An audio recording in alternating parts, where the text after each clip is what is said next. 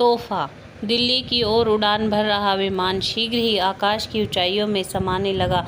नम्रता उस उड़ान की विमान परिचारिका थी। विमान में 2 यात्री ऐसे भी थे जिनके बारे में खास हिदायतें नम्रता को दी गई थी। ये थे 4 साल की गुड्डी और 7 साल का दीपू। ये दोनों मुंबई के एक स्कूल में पढ़ते थे और उस स्कूल के छात्रावास में रहते थे। वहाँ की वार्डन ने खास तौर पर बच्चों को संभालने के लिए कहा था। नम्रता अन्य यात्रियों की सुख सुविधाएं पूछने के बाद बच्चों के पास ही आकर बैठ जाती है और उनसे बातें करने लगती है। वह सोच रही थी कि इतने छोटे बच्चों को माता पिता छात्रावास में कैसे डाल देते हैं। जब उससे नहीं रहा गया तो उसने पूछा, लिया दीपू, तुम्हारे माता पिता दिल्ली में रहते हैं? दीपू ने अपनी बड़ी बड़ी मासूम आंखों से नम्रता की ओर देखते हुए कहा, हाँ, मेरे पिताजी दिल्ली में हैं और मेरी माताजी चंदा मामा के पास है। पिताजी कहते हैं जब हम पढ़ लिख कर बड़े हो जाएंगे तब माँ वापस आ जाएगी। नम्रता को बच्चों की मासूमियत पर प्यार आ गया। दिल्ली पहुंचने पर नम्रता दीपू और गुड्डी के साथ उनके पिताजी का इंतजार कर रही थी। शाम ढल रही थी तो नम्रता ने कहा, दीपू, तुम्हें घर का पता मालूम है? दीपू ने जेब से झट से कार्ड निकालकर नम्रता को दे दिया। पता पढ़कर नम्रता बोली, मेरा घर भी इसी रास्ते में है, मैं तुम्हें घर छोड़कर आगे चली जाऊंगी। नम्रता की टैक्सी एक विशाल कोठी के आगे जाकर खड़ी हो गई। नौकर ने दौड़कर गेट खोला और नम्रता से बोला, साहब बच्चों को लेने गए हैं, वो अभी आते ही होंगे। नम्रता ने जब बैठक में कदम रखा तो भव्य साज सज्जा को देखकर वह खो सी गई। तभी बच्चों की आवाज़ ने उसे चौंका दिया, पापा आ गए, पापा आ गए। नम्रता उठकर खड़ी हो गई। तभी 28-29 साल के आकर्षक व्यक्ति ने बैठक में प्रवेश किया। नम्रता ने मुस्कुराकर हाथ जोड़ दिए। उस व्यक्ति ने धीमे स्वर में कहा, मुझे अशोक कहते हैं। दरअसल रास्ते में जुलूस जा रहा था, इसलिए मुझे आने में देर हो गई। आपको कष्ट तो हुआ होगा? नहीं नहीं, नम्रता ने सकुचाते हुए कहा और उसके गोरे कपोल गुलाबी हो गए। अशोक उसकी सुंदरता मुग्ध होकर निहारता रहा। चंद क्षणों के बाद नम्रता ने कहा, मेरी टैक्सी बाहर खड़ी है, मैं जाती हूँ। बच्चों ने नम्रता का हाथ पकड़कर कहा, फिर आओगी ना दीदी? नम्रता ने हंसकर कहा, हाँ जरूर आऊँगी। रास्ते में नम्रता अशोक के आकर्षक व्यक्तित्व के बारे में सोच रही थी। उधर अशोक बच्चों को पाकर बहुत खुश थे। एक दिन अशोक एक दुकान से निकल रहे थे तो अचानक उनकी नम्रता से भेंट हो गई। बच्चों ने तो दीदी कहकर उसे घेर लिया। अशोक के बहुत आग्रह करने पर उसने दोपहर का भोजन उनके साथ ही किया। अब अक्सर अशोक और नम्रता की बात होने लगी थी। अशोक ने नम्रता को गुड्डी के जन्मदिन पर बुलाया। नम्रता सुबह से ही जन्मदिन की तैयारियां कर रही थी। एक बात उसे हैरान कर रही थी कि पूरे घर में उसे कहीं भी अशोक की पत्नी की कोई तस्वीर नहीं दिखी। धीरे धीरे नम्रता और अशोक की मुलाकातें बढ़ने लगी। दोनों को जीवन में मोहब्बत का एहसास होने लगा। अशोक के कोरे मन पर एक हसीन तस्वीर बन गई थी। आंखों में सपने पलने लगे थे। एक अजीब बात नम्रता ने यह महसूस की कि अशोक उससे कुछ कहना चाहते थे पर कुछ कह नहीं पाते।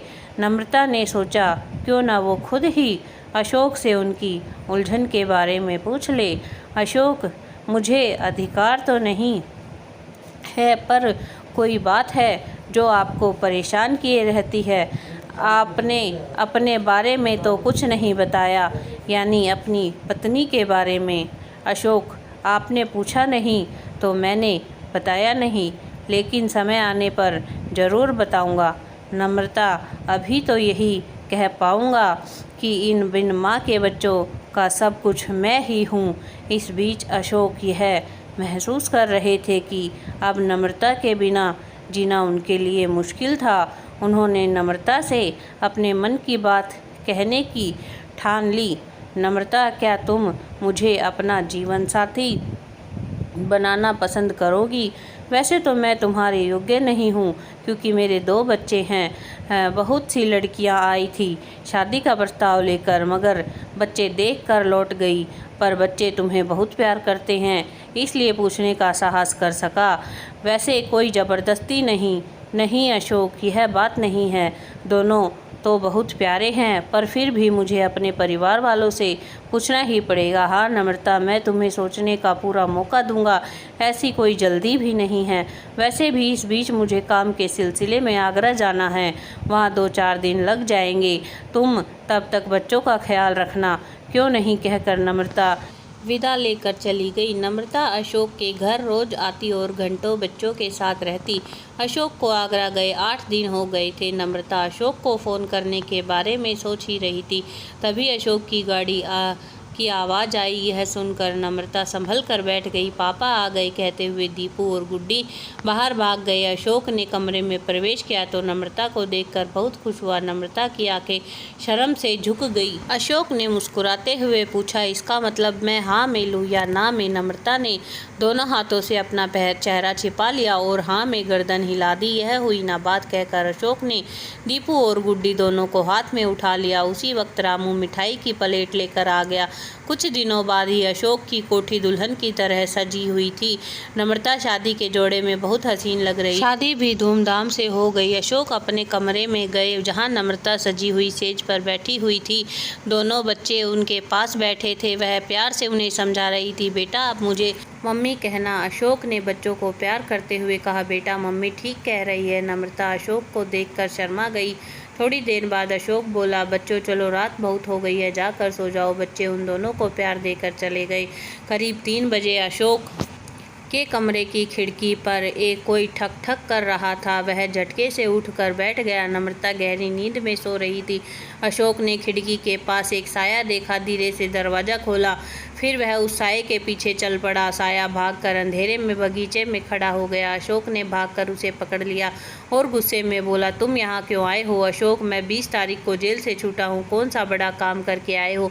ऐसा मत कहो अशोक, मुझे माफ़ कर दो, मुझे बच्चों से मिला दो। तुम नहीं, तुम्हें बच्चों से नहीं मिलने दूंगा। क्या बच्चों की ज़िंदगी बर्बाद करना चाहते हो? अशोक, मेरे भाई, एक बार उनसे मिला दो, मैं तुम्हारे पैर पड़ता हूँ। तुम चले जाओ यहाँ से, इसी में सबकी भलाई है। तुम मेरे माता पिता के हत्यारे हो, मैं तुम्हें शक्ल तक नहीं देखना चाहता। अशोक, क्या माता पिताजी चल बसे? यह क्या अनर्थ हो गया? कहकर वह साया फूट फूट कर रोने लगा। अशोक को उस पर दया आ गई। वो उसे उठाकर बोला, भैया, मेरी आज ही शादी हुई है, भलाई इसी में है कि आप यहाँ से चले जाइए। वह क्या सोचेगी, उसे तो कुछ मालूम नहीं। उसी समय कुछ आहट हुई तो आलोक भाग गया। अशोक का नौकर रामू भागता हुआ वहां पहुंचा। कौन था साहब? मुझे कुछ आहट सी सुनाई पड़ी। अशोक ने उसे कड़ी हिदायत दी, सतर्क रहना, कोई चोर था शायद। जब अशोक कमरे में पहुंचा तो नम्रता बहुत डरी हुई थी। मुझे अकेले छोड़कर आप कहाँ चले गए थे? और बाहर कोई था ना? मैंने खिड़की में उसे देखा था। अकेले बाहर क्यों गए? अगर कुछ हो जाता तो? नम्रता की आंखों में आंसू बहने लगे। अशोक ने उसे धैर्य बंधाते हुए कहा, अरे मैं तो यही था, कोई चोर था शायद। अशोक, आप मुझसे कुछ छिपा रहे हैं। मैंने आपको किसी से बात करते हुए देखा। अगर वह सचमुच चोर होता तो आप इस तरह से बातें नहीं करते। मैंने 7 फेरे लिए हैं आपके साथ। क्या अब भी मुझसे अपना हमराज नहीं बनाएंगे? नहीं नम्रता, अब मैं तुमसे कुछ नहीं छिपाऊंगा। तुमने बिना किसी स्वार्थ के मुझसे प्यार किया है और अब मेरे जीवन संगिनी हो। नम्रता, बाहर जिस व्यक्ति से मैं बात कर रहा था वो मेरा बड़ा भाई आलोक है। दरअसल वो बुरी संगत में पड़कर नशे के आदी हो चुके थे। माता पिता ने यह सोचकर उनकी शादी करवाई कि शायद उनमें सुधार आ जाएगा, लेकिन कोई फ़ायदा नहीं हुआ। ये दोनों बच्चे मेरे भाई आलोक के ही है। मेरी भाभी रजनी भी इनकी आदतों की वजह से मानसिक रूप से बीमार हो गई थी। मैं उन्हीं से मिलने आगरा जाता था। आलोक भैया को ड्रग्स की तस्करी के इल्ज़ाम में सज़ा हो गई और इसी सदमे में माँ पिताजी भी गुजर गए। बस यही मेरी सच्चाई है। मुझे लगा ना जाने तुम क्या सोचोगी मेरे परिवार के बारे में। एक अपराधी का भाई हूँ मैं। मुझे डर लग रहा था कि कहीं मेरे परिवार की सच्चाई जानकर तुम मुझसे दूर ना हो जाओ, इसलिए एक झिझक थी। आलोक भैया जेल से छूट गए हैं, लेकिन मैं तुमसे वादा करता हूँ कि उनका साया भी तुम पर और बच्चों पर नहीं पड़ने दूंगा। अशोक, आप अकेले ही इतना सब सहते रहे। मुझे इस काबिल नहीं समझा कि आपके दर्द को बांट सकूं। क्या मैं इतनी नासमझ हूँ जो आपके भाई की सज़ा अपने प्यार को देती? खैर, जो हो गया सो उसे भूल जाइए। भाभी अब कैसी हैं? नम्रता ने पूछा।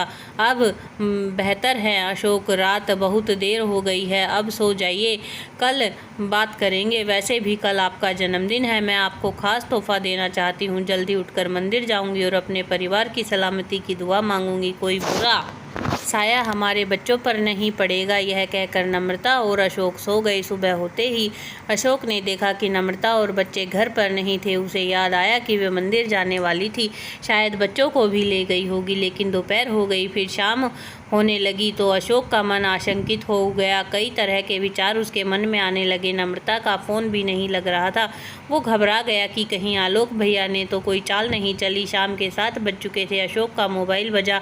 अनजान नंबर से फ़ोन आया था। अगर अपने परिवार की सलामती चाहते हो तो ठीक 8 बजे होटल सिटी पैलेस पहुंच जाना। अशोक ने बिना देर किए गाड़ी निकाली और होटल पहुंच गया। उसे वेटर ने एक चिट दी जिस पर आगे बढ़ने के निर्देश लिखे थे। निर्देश के अनुसार अशोक एक बड़े होटल में पहुंचा। मध्यम रोशनी के साथ फूलों की बरसात होने लगी और हैप्पी बर्थडे की आवाज़ से हॉल गूंज उठा। अशोक ने हैरानी से देखा, सामने उसके भाई भाभी, गुड्डी, दीपू, नम्रता थी। इससे पहले कि अशोक को सही लगा कि आपके जन्मदिन के अवसर पर आपको अपना परिवार तोहफे के रूप में लौटाऊं, भैया भाभी को साथ ले आई। अब यही हमारे माता पिता हैं। घर के बड़े